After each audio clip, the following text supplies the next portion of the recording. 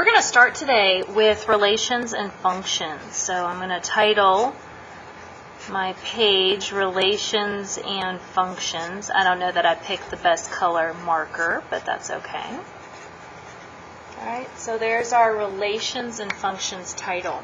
So first, let's talk about some different naming situations, just to kind of refresh our memory a little bit. I'm using a Quadrile notebook, which means it's grid paper.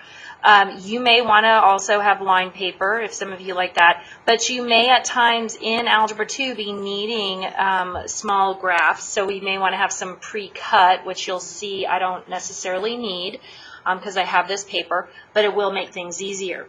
So the first thing let's talk about first is just our table. Okay, let's refresh our memory about what everything is. This is always the x side and this is the y side. So this is going to be our x coordinate, our y coordinate. This is always going to be the domain side, and this is our range side. This is our independent variable. I think I'm going to run out of room. And this is our dependent variable. This is the input, and this side will be the output.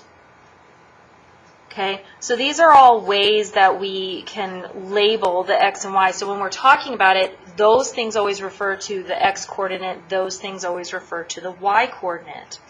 A lot of times you'll see me write a t-chart, and I'm going to add a middle column to it.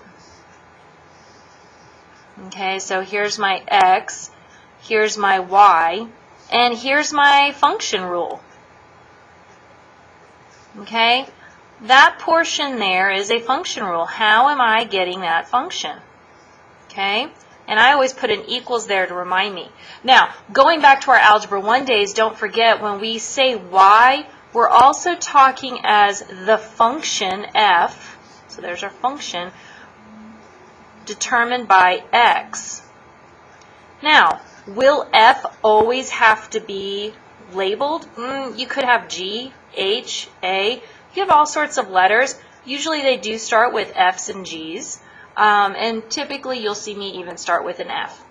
So one example here is if I have an input of 0, I could do 2 times 0 plus 1, putting it into my function rule, and finding out that that is 1.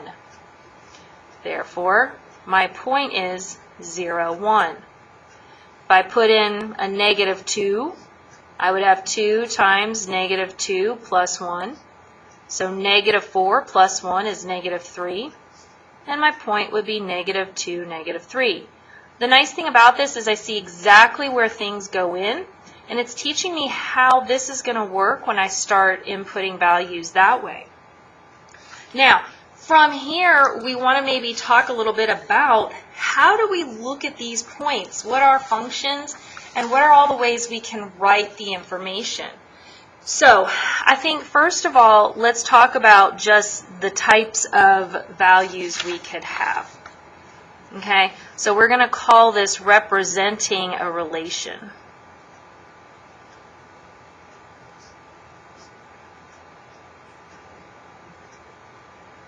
All right, and we're going to have 4 different ways.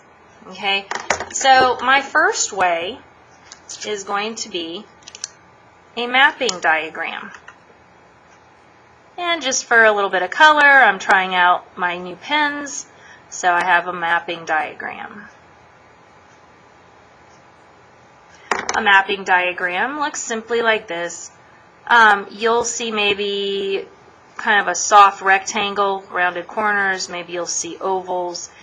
However you write it, you'll probably see me drop those when I get sloppy. Maybe I have 1, 1, 2, 4, 3, 9. Okay, this is a relation.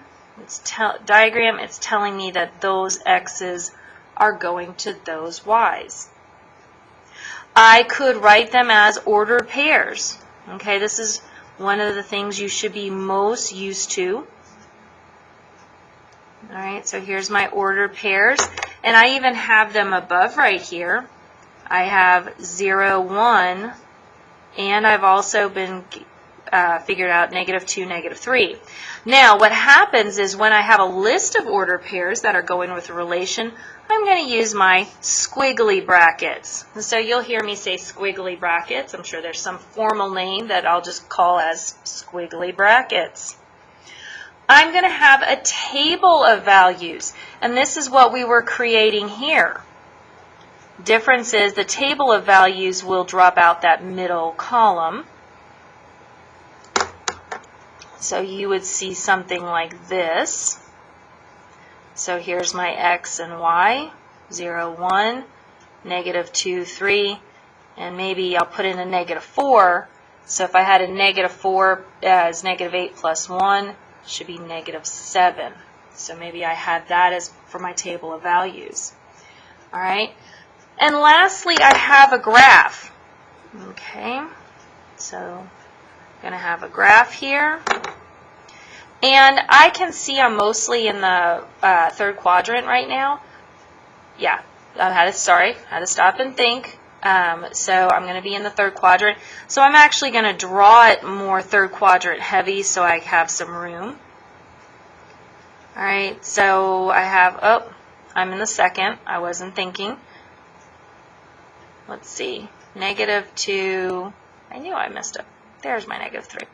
All right, so I had a 0 and a 1, a -2 and a 1, 2, 3, and a -4, 1, 2, 3, 4, 5, 6, 7. So there would be a graph associated with that table of values, went to that ordered pair, and I hate to say I made up numbers right here, but we can change them if we want, or you can just leave them. But these are all different ways that we could be relating information. Okay? Now, the next thing we want to look at is, all right, we did all this stuff. How do we even know these are relations, but is it a function? Okay, so that's the next big question. If you're using pen, it's pretty easy to write through to the back of your paper, but you can always switch over and just write on the front. I just try to get this to last throughout the whole year. So I'm going to start with, is it a function? So this is a big algebra question. You guys have talked about this before in Algebra 1, so we're going to go back and revisit that a little bit. And we have a couple ways we're going to be testing for, is this a function? We're going to look first at our mapping diagram. All right, so here's my mapping diagram. And I'm just going to make up some random points this time. Just for neatness, I'm probably going to not make any circles. Here's my input, here's my output. I can also be calling this domain and range, whichever you want to call it out as. I don't know that there has to be an exact thing. I see it change in and out. So maybe I'll use a -5 and come out with 10, -2, come out with 7, 0 comes out with 1, 0 comes out with 3. So I would be telling you that, hey, I took this information and I have 0, 1 right here. Sorry, I'm going to actually get rid of this guy. And I'm going to have 0, 3. Now this is a problem. All right. So why is this a problem? Well, we just repeated our x. All right. Think of this right here as a Coke button. And I'm very particular. I only like Coke. I do not want other kinds of sodas. But when the guy or gal who was loading up our soda machine was putting soda in, they put in up here, and these are the old school glass soda bottles, that mine are terrible, Pepsi, and he also, or she also, put in Coke. So those are my glass bottles. Now I press Coke, I expect to get Coke. But For some reason, this machine also has this button linked to Pepsi, which means when I press the Coke button, I could also be getting a Pepsi.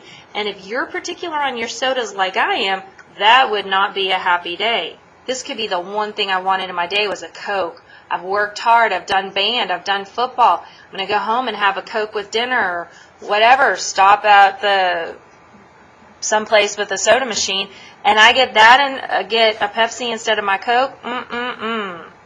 Okay, so this is not a function now. All right, how else can we see these things? We can also see it when we're looking at our values.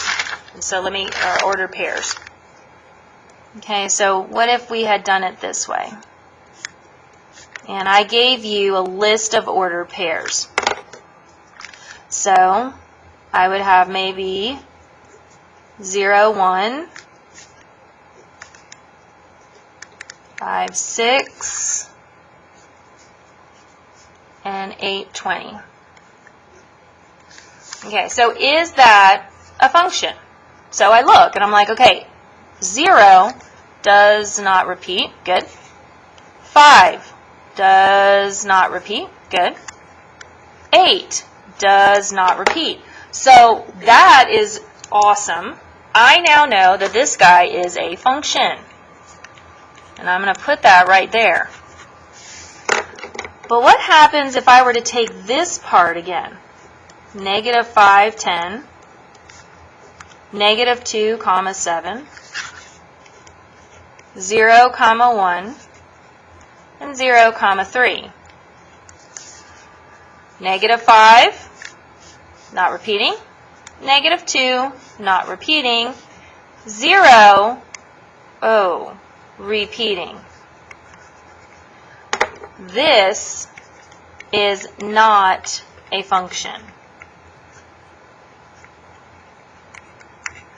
Okay, that makes us sad. We don't want those problems.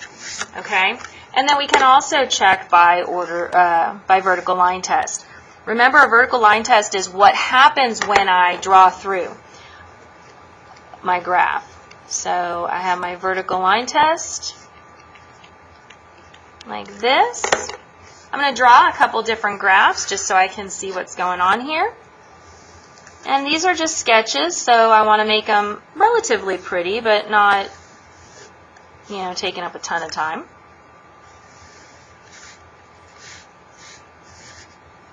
And this is going to be an absolute value function, it looks like.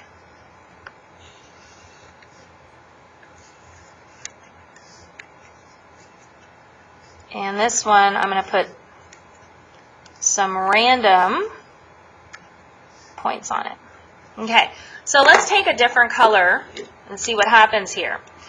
All right, when I draw a vertical line, I draw a vertical line here. Hey, I'm still passing the vertical line test. I didn't cross anything twice. This is actually a green, in case you can't tell. The problem is, when I cross here, I am crossing in two places.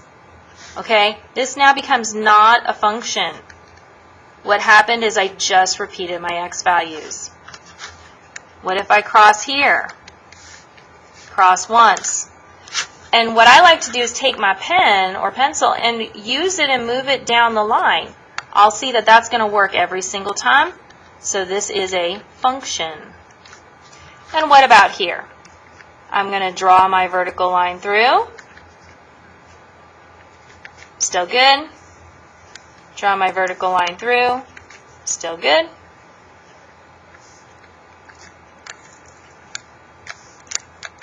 And those all pass. Now, you'll see that I drew a solid line. These are really invisible lines. They're just on there for me to visually see. And most of the time, I'm not even going to draw a vertical line on anything.